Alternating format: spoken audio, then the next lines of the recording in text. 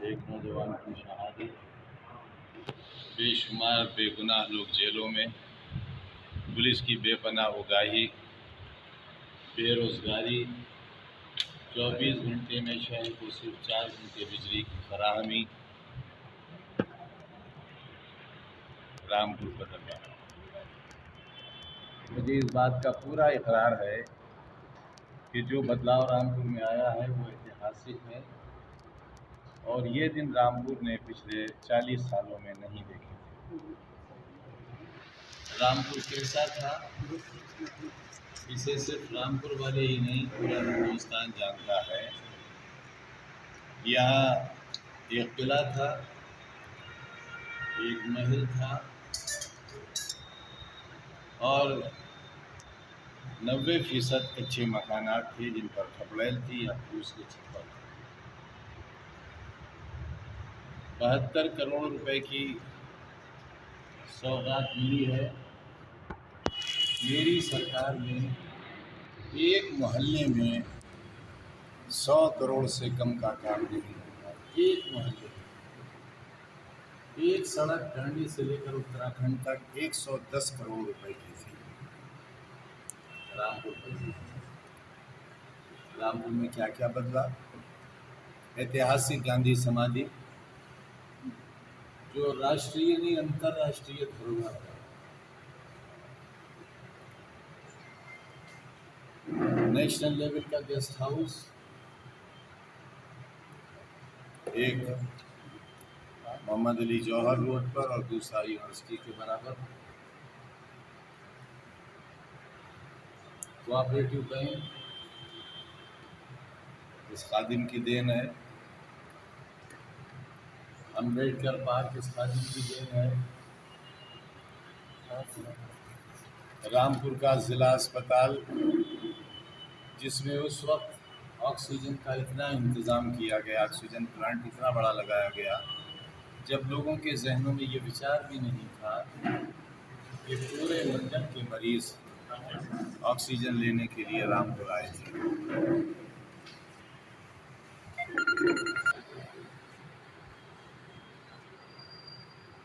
बहुत सुंदर मौलाना मोहम्मद अली जौहर रोड और शौकत अली रोड, और इन सड़कों के बनने के बाद उन सड़कों के बराबर की ज़मीनों की कीमत दिल्ली के कैमार्ट प्लेस की ज़मीनों से ज़्यादा कीमती है। लेकिन कल नहीं, आज रामपुर बदल रहा है।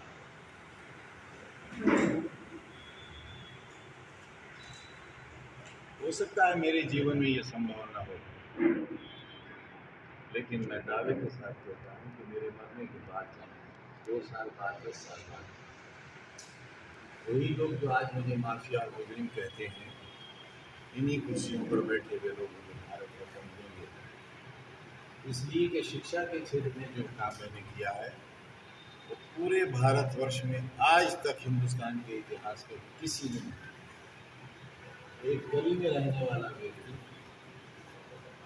एक गरीब परिवार का व्यक्ति अपने जीवन काल में एक अजीमुशान विश्वविद्यालय और एक अजीमुशान मेडिकल कॉलेज जो पूरे राष्ट्र के लिए सम्मान होता उसे बनानी ही थी, उसके पीढ़ियाँ डाल दी जाती थी। हमारे यहाँ कलेक्टर मेजर जनरल कर्नल 8वां पास हुआ करता था।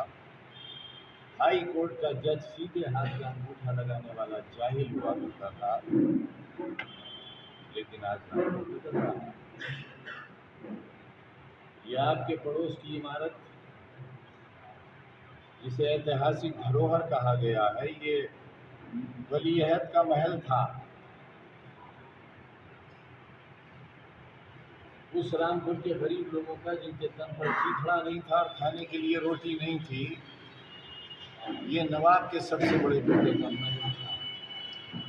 और जब ये महल उसके लिए छोटा हो गया तो आज जो जिला की कचहरी है, जिला कलेक्ट्रेट है, वली अहद का महल उसे बनाया गया। ये था गरीब जनता के पैसे की बर्बादी का सबूत। ये खंडहर हो गया। यहाँ स्कूल था जो बंद हो गया। बेसिक शिक्षा विभाग था जो खत्म हो गया क्योंकि दूसरी इमारत बन गई। रामपुर के लोगों ने 4-4 आने उस वक्त हुआ करते थे, 4-4 आने का हमें चंदा देकर हमारी होली भरकर इस इमारत को खंडर होने से बचा लिया। इस इमारत को लोग कब्जा कर लेते उससे बचा लिया। यहाँ मैंने कोई शराब खाना नहीं खोला, कोई गिलाजत खाना नहीं खोला, कोई अय्याशी और आवारगी का अड्डा नहीं खोला। यहाँ खोला मैंने आपके बच्चे और बच्चियों के लिए CBSE बोर्ड का एक ऐसा स्कूल जिसमें बच्चे और बच्चियों के अगर माँ बाप नहीं हैं तो उनकी सारी फीस माफ। स्कूल यानी ट्रस्ट उनको साल में 2 ड्रेस देगा, उनकी सारी किताबें, सारी कापियाँ, कलम देगा। अगर माँ बाप में से एक नहीं है तो आधा कंसेशन।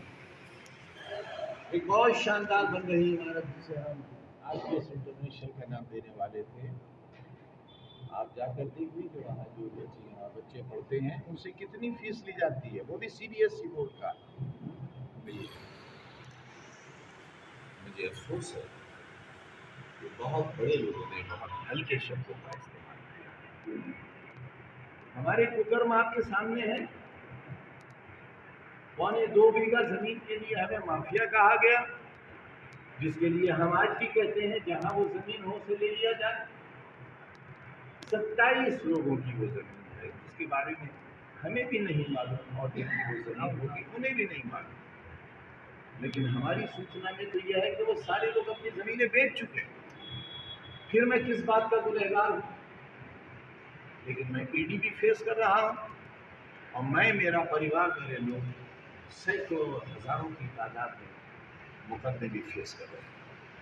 क्या इससे ज्यादा भी कोई शर्मनाक बात हो सकती है व्यवस्था के लिए कि मैंने वजीर होते हुए 4थी बार मेरी बीवी जो असिस्टेंट प्रोफेसर से रिटायर हुई, जो राज्यसभा की सदस्य रही और MLA भी रही, मैंने और मेरी बीवी ने एक शराब की दुकान लूटी, शराब की बोतलें लूटी और 16,200 रुपया गंदे से डाका मारा। क्या ये स्तर होगा राजनीति का? क्या देश चलाने वालों का ये स्तर होगा? एक जिलाधिकारी इसलिए यहाँ भेजा जाता है जो रामपुर के इतिहास को, यहाँ की अकलियत को फना हो बर्बाद करते हैं। वो यहाँ की खुशहाली को देखकर अपनी आंखों से जहर उगलता है। वो जहाँ से आया अकलियतों पर सितम के पहाड़ तोड़कर आया। जाहिर है ये उसकी बड़ी खूबी थी और एक ऐसा शख्स जो सितम के पहाड़ तोड़कर आया था, पूरे हिंदुस्तान में रामपुर जाना जाने लगा, चाकू से नहीं। मुझे अफसोस है कि जिम्मेदारों ने ये कहा कि एक हाथ से लेकर चाकू दूसरे हाथ में दे दिया गया। मैं शब्द बशब्द कह रहा हूं, एक हाथ से लेकर चाकू दूसरे हाथ में दे दिया गया। मैंने कलम दिया है हाथ में, आपने चाकू दिया है हाथ में। बस यही फर्क है हमारी और आपकी सोच, क्योंकि बहरहाल शेर भी जानवर, चाकू चाकू रहेगा और कलम कलम रहेगा। कल उन कमजोरों के हाथ में चाकू था जो उससे रोजी कमाते थे, आज ये चाकू आपने सत्ताधारी लोगों के हाथ में दे दिया है।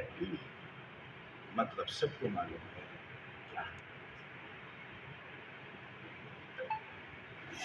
कि जब भी यहाँ के लोगों को नौकरियाँ मिली, मैंने ये भी याद नहीं रखा उस सबकी शक्ल क्या है, इसलिए कि उससे इंसान का नफ्स मुर्दा होता है। यहाँ मिली है लोगों को काम। आज जो रामपुर की खुशहाली है, पक्के मकानात और वो सड़कें जो आज तक नहीं टूट सकी हैं, रामपुर की वो गलियाँ, वो नाले, तो किसी ने सोचा था कि RCC के नाले होंगे? कहाँ उत्तर प्रदेश में RCC का नाला बना है, सिवाय उस कार्यकाल के जो हमारी सरकारों का रहा। पहाड़ी गेट से जाने वाले रास्ते पर कोई चल नहीं सकता था, कितना चौड़ा नाला था। आज वो रामपुर की सबसे खूबसूरत सड़क 4,000। ये पार्लियामेंट का चुनाव जीता नहीं गया है, इस जीत पर भी जीतने वालों को शर्मिंदा होना चाहिए। पार्लियामेंट नहीं जीती है, लोकतंत्र हारा है, देश हारा है, पार्लियामेंट हारी है।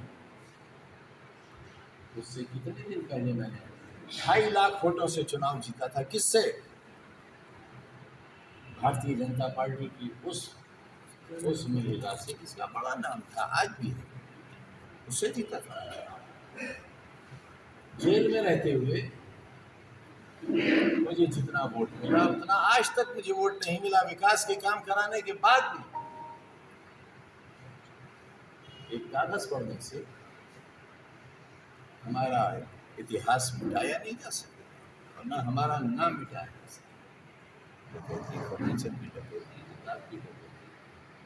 ये स्तर दर्शाता है उन लोगों का जो कुछ दिनों के लिए सत्ता बदला है, उनके स्तर को, उनकी मानसिकता। दिन अंधेरे में नहीं बदलेगा और अंधेरा दिन में नहीं बदलेगा। 27 महीने की कैद तन्हाई की बात है, जिंदा है। हमें वहाँ से कोरोना लगाकर भेजा गया, हम तब भी जिंदा है, आज भी जिंदा है। और जिंदा इसलिए कि हमारे मालिक ने गया। सारी इमारतें जो ली गई थी सब खाली हो गई, और खाली हुए 6 महीने से ज़्यादा हो गए। सब जगह से कब्जा हट गया, पिक्चर हॉल खुल गए, ट्रेनें खुल गई, हर चीज़ बहाल हो गई। लेकिन मोहम्मद अली जौहर यूनिवर्सिटी और उसके मेडिकल कॉलेज से आज भी इतनी नफरत है कि आज भी उस पर कब्जा है, हमारे बंगलों पर कब्जा है, हमारे पूरे मेडिकल कॉलेज पर कब्जा है। वहाँ से कितना सामान चोरी हो चुका है, हमारे पास उसका कोई हिसाब नहीं है। मेडिकल कॉलेज का कब्जा लेते वक्त न कोई चार्ज लिया गया, और न ही आज ये मालूम कि आखिर इस स्टाफ को जो अच्छी बड़ी तादाद में मौजूद है, आखिर किस लिए रखा गया है। ज्यादती और आपके खिलाफ जो कार्रवाई हुई उसको लेके अखिलेश को एक लेटर लिखा था, तो उसको लेकर क्या अभी तवक्के है? पार्टी से क्या उम्मीद रखते हैं आप? पार्टी से जाहिर है, मैं खुद पार्टी से क्या तवक्के रखूँगा? मैं तो खुद पार्टी हूँ, तो उसका संस्थापक हूँ। बहुत शुक्रिया।